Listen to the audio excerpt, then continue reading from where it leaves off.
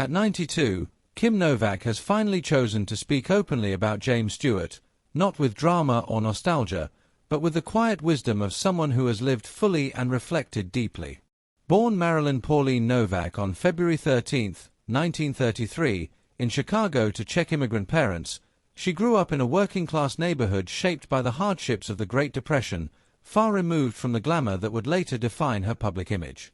As a young woman, Novak was drawn not to fame but to art, studying commercial illustration at Wright Junior College and dreaming of becoming a painter, a background that would later influence her sensitivity to mood, beauty, and emotional restraint on screen. Her path into Hollywood was almost accidental. While modeling to support her education, she was discovered by talent scouts and signed by Columbia Pictures in the early 1950s. The studio attempted to reshape her into a manufactured blonde bombshell, even briefly renaming her Kit Marlowe, but Novak resisted, insisting on keeping her real name and her individuality, an early act of defiance that set the tone for her entire career. Though positioned as a rival to Marilyn Monroe, Novak cultivated a cooler, more introspective presence, marked by vulnerability rather than flash. Her rise was swift, with breakout performances in Picnic and The Man with the Golden Arm in 1955, followed by Pal Joey and Belle, Book and Candle, where audiences recognized her rare ability to convey longing, doubt, and inner conflict with remarkable subtlety.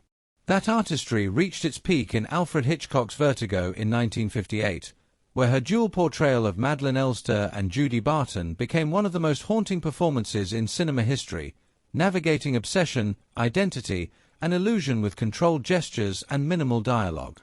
Though initially misunderstood, the film's later re-evaluation cemented Novak's legacy as an actress of profound depth. Despite her success, she remained uneasy with Hollywood's rigid studio system and invasive control, eventually stepping away from the industry in the late 1960s. Though she returned briefly in the 1980s with memorable television roles, including Falcon Crest, she ultimately chose to define her legacy on her own terms, focusing on writing, painting, and personal reflection. Her personal life mirrored the turbulence of her career, marked by high-profile relationships and deep wounds, including a forced separation from Sammy Davis Jr. under shocking and racist circumstances that revealed Hollywood's darker underbelly.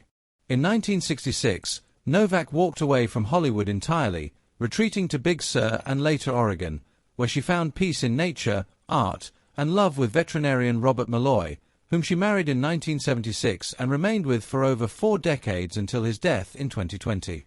Now, in her 90s, Novak reflects not on fame but on character, and it is here that James Stewart emerges as one of the most meaningful figures in her life. She remembers meeting him when she was still finding her footing and he was already a legend, yet he never asserted his status or ego, treating her as an equal from the very first day. On set, she recalls, Stewart brought calm sincerity rather than bravado, listening more than performing, caring deeply about truth rather than appearance. Their conversations between takes left a lasting impression, especially his belief that actors owed honesty to audiences if they expected to be believed. At a time when young actresses were often treated as commodities, Stewart's respect and encouragement felt radical, reinforcing Novak's instinct to resist being molded into something she was not.